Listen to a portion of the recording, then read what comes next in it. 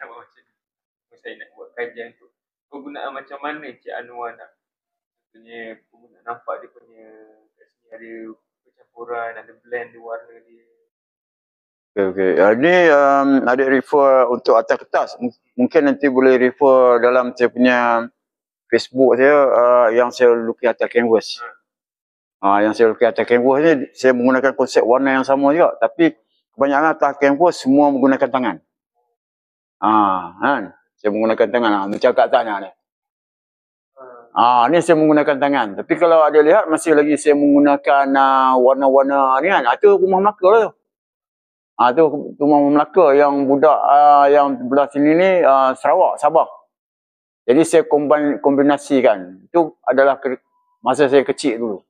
Tu saya lastik burung kan. Jadi saya pergi mancing.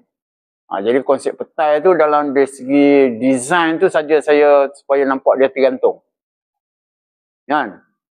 Jadi dalam sini juga saya masukkan juga warna-warna. Saya tak masuklah semua warna-warna, tapi lebih kepada warna-warna tanah lah, warna tanah dan juga warna kayu. Yang